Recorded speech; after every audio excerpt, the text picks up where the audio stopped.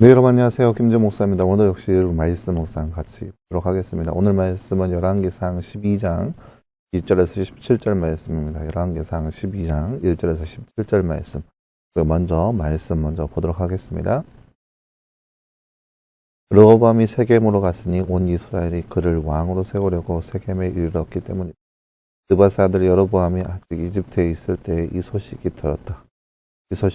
여로보암은 솔로몬 왕의 얼굴을 피해 이집트로 도망가서 머물고 있었는데 무리가 사람을 보내어 그를 불러왔다. 여로보암과 온 이스라엘 회중이 르호보암께 와서 말하기를 왕의 아버지가 우리의 멍에를 보게 하였으나 이제 왕께서 왕의 아버지가 시킨 힘든 부역과 우리에게 씌운 무거운 멍에를 가볍게 해 주십시오.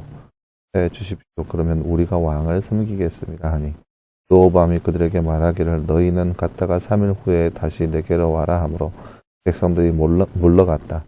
르호보암 왕이 그의 아버지 솔로몬이 생전하였을 때 그를 섬겼던 원로들과 함께 의논하며 묻기를 여러분들은 이 백성에게 어떻게 대답하라고 조언하겠습니까? 하니 그들이 그에게 말하기를 만일 오늘 왕께서 이 백성의 종이 되어 그들을 섬기고 그들에게 선한 말로 대답하신다면 그들이 평생 왕의 종이 될 것입니다 하였다.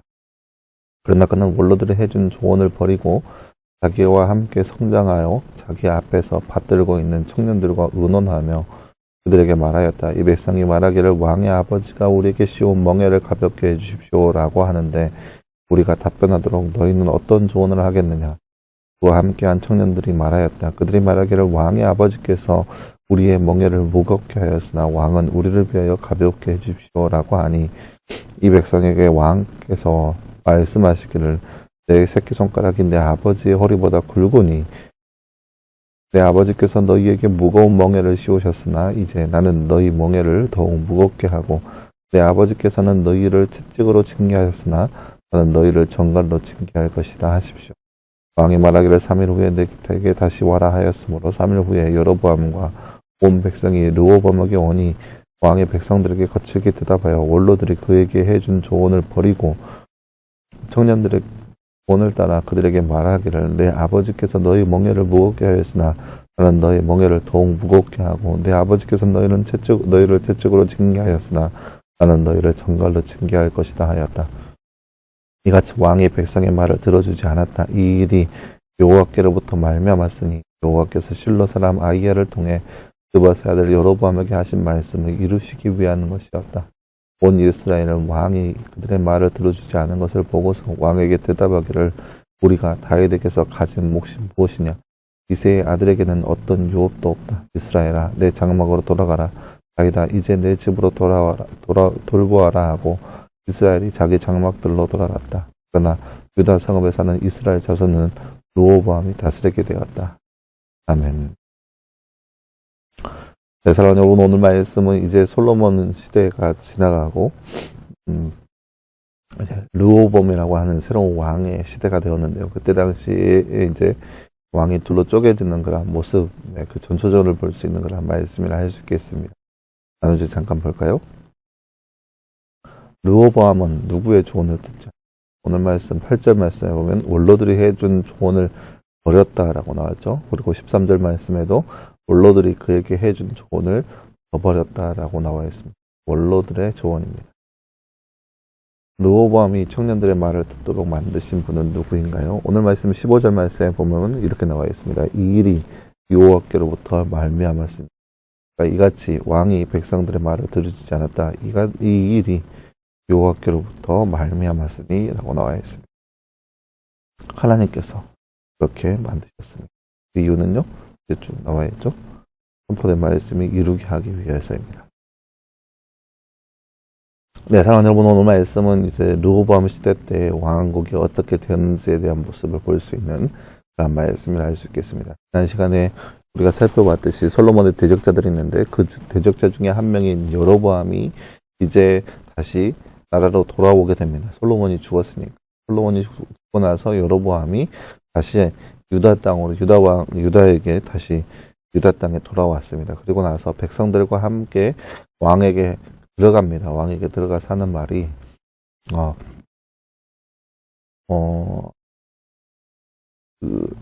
지금까지 노역들이 대해서 너무나 힘드니까 조금만 좀 쉽게 해달라, 조금 더 좀 간소하게 해달라라고 요청을 합니다. 이게 뭐냐면은 솔로몬 시대 때 이스라엘은 너무나 강해서 여러 가지 건축물을 지었죠. 그러면은 솔로몬이 지은 건축물만 보더라도 여호와의 성전을 지었고, 또 솔로몬 그 왕궁을 지었고, 그리고 솔로몬이 결혼하여서 얻은 여인들이 원하는 신전들을 각각 지었습니다. 그러니까 지은 건축물들이 어마어마한 거예요. 나라가 돈이 많다 보니까 그 지은 그 돈으로다가 여러 가지 건축물을 지었는데, 이 여러 가지 건축물에 여러 노역들을 사용했다는 거죠. 그래서 얼마나 힘들었겠어요. 그 노역을 감당하기에 너무나 힘들었다는 거죠. 그래서 솔로몬이 죽자 그 아들 르호보암에게 가서 말하기를, 우리의 노역이 이만큼 심하니, 이 솔로몬 왕 때부터 우리의 노역이 이만큼 심하니까 조금만 늦춰달라, 조금만 늦춰달라라고 부탁합니다. 여로보암을 통하여서 여로보암과 백성들이 가서 말하기를, 우리를 조금만 우리의 노역을 조금만 작게 해달라라고 요청을 하죠. 그리고 나서 그 이야기를 듣고 르호보암이, 그래 3일만 나에게 시간을 달라 하고 3일 뒤에 다시 와라, 내가 답을 주겠다라고 하고 그들을 보냅니다. 그러고 나서 이제 회의를 하죠. 국무회의를 하죠. 솔로몬 시대 때부터 있던 원로들이 이제 왕에게 조언하기를, 이들을 정말로 당신의 종이 되게 하기 위해서 이들의 말을 좀 들어서 조금만 그 노역을 작게 해라. 그러면 이들이 평생 당신의 종이 되어서 당신을 섬길 것이다. 라고 원로들이 조언을 합니다. 근데 이 원로들의 말이 르호보암에게 마음에 들지 않은 거예요.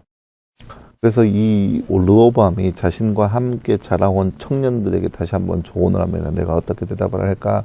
라고 했더니 청년들이 말하기를, 야, 이 백성이 너무 빠졌다 하면서, 야, 너희들 힘드냐? 나는 더 힘들게 할 것이다. 너희들 너 고통스럽냐? 내가 더 고통스럽게 해주겠다. 그렇게 하라는 거예요.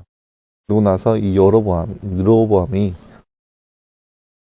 이 원로들의 말을 저버리고 이 청년들의 말을 듣고 그 백성들에게 전하여 줍니다. 백성이 그 말을 듣고 너무나 깜짝 놀랐죠. 더 이상 이 다윗 계열의 왕들을 섬길 수가 없구나라고 돌아가 버립니다. 그리고 그 모습이 바로 오늘 말씀의 내용이라 할 수 있겠죠. 그리고 이 모든 말씀을 이루는 데 있어서 오늘 말씀, 아까 15절 말씀에 보았죠. 이 일을 이루는 것은 하나님께로 말미암은 것이다. 여호와께로부터 말미암았다. 왜냐, 느밧의 아들 여로보암에게 하신 말씀, 그 아이야 선지자가 여로보암에게 하신 말씀을 이루기 위해서, 우리가 전날 보았죠. 선지자 아이야가 여로보암에게 와서 옷조각을 12개를 쪼개놓고 네가 10개를 선택해라 라고 해서 왕국이 둘로 쪼개지는 것에 대해서 보였죠. 그리고 그 이야기가, 그 말씀이 그대로 성취되게 하기 위해서 하나님께서 이와 같은 일들을 성취하셨다라고 나와 있습니다. 오늘 말씀을 통해서 우리가 볼 수 있는 것은, 르호보암 왕이 무슨, 글쎄요, 오늘 말씀만 보더라도 무슨 저희가 있겠어요? 무슨 잘못이 있겠어요? 다만 그가 욕심이 있는 것 뿐이겠죠. 욕심이 있는 것 뿐이겠지만 그 욕심이 생겨난 이유가 바로 솔로몬 왕의 죄악 때문이겠죠. 솔로몬 왕이 하나님 앞에 죄악을 저지르고 우상을 섬김을 통하여서 하나님께서 솔로몬 왕에게 분명히 말씀하셨습니다. 나라가 둘로 쪼개질 것이다. 하지만 너의 시대 때가 아니라 네 다음 왕 시대 때 그렇게 하게 될 것이다 라고 하는 말씀을 들려줬죠. 그리고 그 말씀이 그대로 르호보암 왕 시대 때 펼쳐지고 있는 모습을 볼 수 있습니다. 이렇게 죄에 대한 결과는 반드시 치러야 한다는 거죠.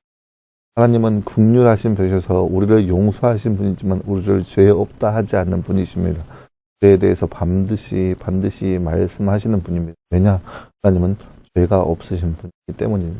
거룩하신 분이기 때문에. 그래서 우리가 이 땅 가운데 살면서 잠깐 우리가 지은 죄에 대해서 아무런 대가가 없다, 이거에 대해서 우리의 삶을 통해서 합당하게 여긴다, 그런 모습이 아니라 죄에 대해서 우리가 반드시 경각심을 가지고 하나님은 죄를 싫어한 분이라는 것을 반드시 기억하면서 죄를 멀리하기 위해서 애쓸 수 있는 모습이 있어야 한다는 거예요. 잠깐 평안하다, 죄를 지었음에도 나에게 변화가 없네, 이걸 통하여서 괜찮구나 라고 여기는 것이 아니라 반드시 죄에 대해서 하나님은 반드시 말씀하신 분이라는 것을 기억하면서 죄를 멀리하고 죄와 싸울 수 있는 모습이 바로 우리의 모습이 되어야 할 것입니다. 함께 기도하겠습니다. 사랑하는 하나님 감사합니다. 주님, 오늘 말씀을 통하여서 르호보암 왕 시대 때 나라가 둘로 쪼개지는 그 모습들에 대해서 함께 말씀을 통해 살펴보았습니다. 솔로몬의 죄악을 통하여서 그 죄의 결과가 실제로 이루어지는 모습을 우리가 말씀을 통해서 바라보았습니다. 이처럼 죄의 결과는 하나님께서 반드시 묻고 죄는 반드시 하나님께서 질책하신다는 그 사실을 반드시 기억하게 하시고, 그래서 우리가 우리 땅 가운데 살면서 죄를 멀리하고 죄와 싸우되 피 흘리기까지 싸울 수 있는 모습이 바로 우리의 삶 가운데 일어날 수 있도록 우리 가운데 함께하여 주옵소서. 모든 말씀 감사드리며 계신 예수님의 이름으로 기도하였습니다. 아멘. 네, 사랑하는 여러분 감사합니다. 오늘 하루도 늘 말씀에서 승리할 수 있는 저와 여러분 되기를 간절히 소망합니다.